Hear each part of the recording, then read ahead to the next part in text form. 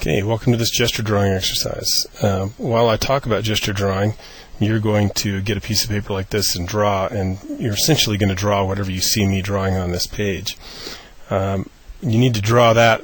Your drawing needs to look more like mine than it needs to look like the picture that I'm drawing. So on the right-hand side, you'll see the picture of the thing that I'm looking at, and on the left-hand side, you're going to see what I'm drawing while I'm looking at that picture. And this is a very quick drawing. I've gotten to where I can do this kind of drawing in about 10 seconds, maybe even less. But you're going to have about a minute or 30 seconds per drawing in order to get these done. And so partly it's teaching you to discern what you're looking at very quickly and to render it on the paper. So here we go. We're going to get started. Okay, so this first drawing is sort of a big kind of fantasy airplane, like warplane, and it's not like a real plane, but here's the just basic form. So what I really am looking at here is you could tell this is very much sort of a sketch, and it doesn't really need to be you don't need to approximate reality of what this really looks like, but just really sketching these lines. And obviously this is pretty similar to just drawing the contours, but what could you bring to this drawing? How do you feel about what this thing looks like it does? It's got little emblems on here, and to make it look like a warplane, and it's green, and it looks like a warplane because of that color. But really, especially these long fuselage pieces here, give it a feel of shape and form. Okay, so that one's done. Now we're going to do this. Now we've got a tank. So sometimes tanks just look like big kind of bulldozers, and sometimes they look like really scary machines. But lots of times tanks have a big turret on them. And you can see this one has sort of a boxy turret, but the barrel is often the most sort of visual element of the tank, especially from above. And you'll see that all these drawings are from above, and that's because the drawings or the items that you've been using or that you will use in tutorial 2 tend to be top down, and I want you to get some practice just trying to draw objects from the top down.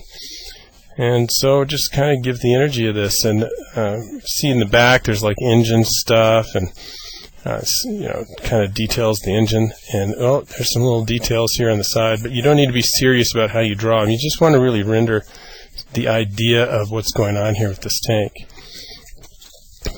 Okay, next we've got a car.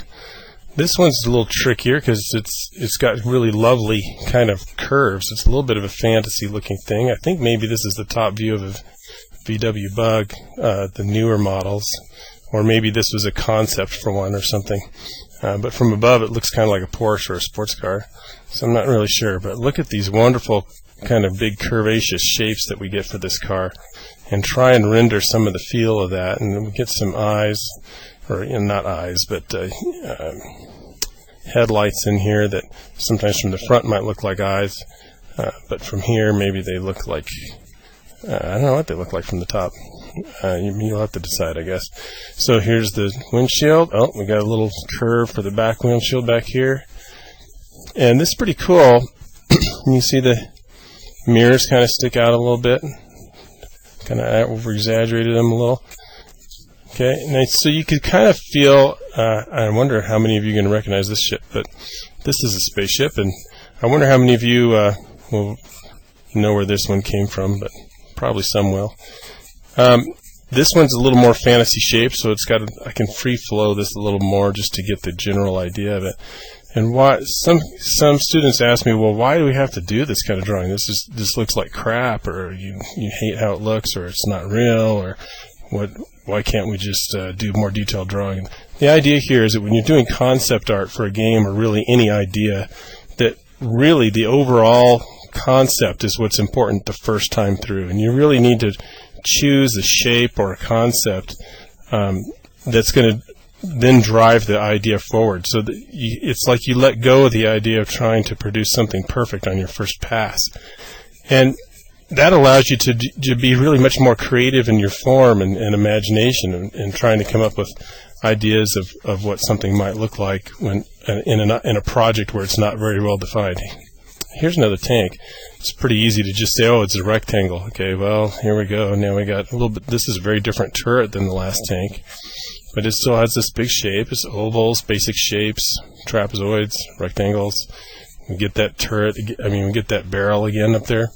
Oh, this engine, looks like this has one engine. Maybe that other tank had two engines. This one has a little shape to the back like this. And then we can just kind of rough this in a little bit. We got some air grills or something. And we got that on both sides. And we get some armor slanted armor pieces up here. This is like part of a tread. And the front sticks out a little bit. You can see there's some letters. I usually avoid trying to do letters or symbols and things on a sketch like this, even on any kind of concept sketch, because it's not really needed.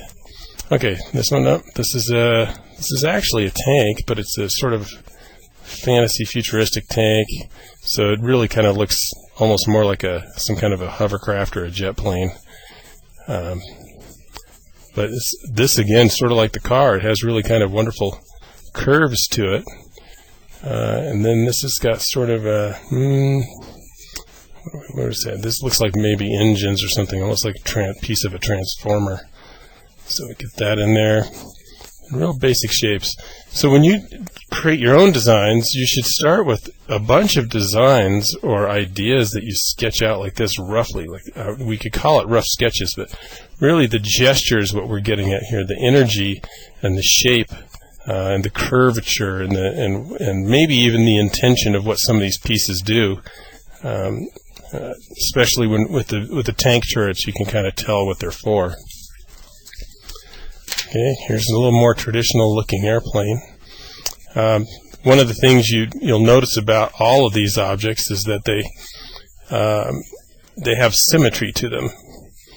So when you draw one half, the other half should probably look roughly like that half, and you don't need to be crazy about trying to be accurate, because that's not what this exercise is about. This exercise is just about, if I had an idea in my mind, how would I put it on paper, and how would I do it quickly, and how could I iterate that design? And iterating the design means coming up with something, putting it on paper, and then coming up with another version of it.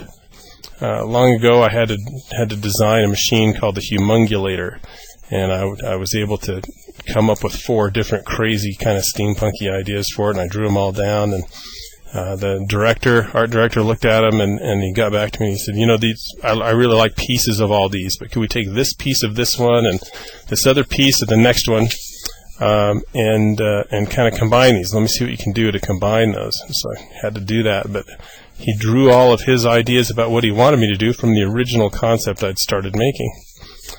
This one has a much different kind of feel to the gun. It's a sort of a more aggressive thing, and it's just kind of goes further back. Has a sort of an aggressive slant to that front armor plate. A little hatchway. And what I've chosen here is objects that I think are most likely for students to choose in creating their own project after they finish Tutorial 2. And you may already have finished Tutorial 2, and now you're faced with, okay, what kind of theme do I want to make for my own game? And you're going to have to come up with something. And when you do, you're going to have to decide what kind of objects are going to be in the game, and it's very likely that you'll have to create something from scratch with a drawing like this. Okay, well, here we have another plane. This is kind of similar. I kind of do a center line like that so I can identify my symmetry again. I might do some little different energy here on this one. Just kind of a quick sketch of these wings, and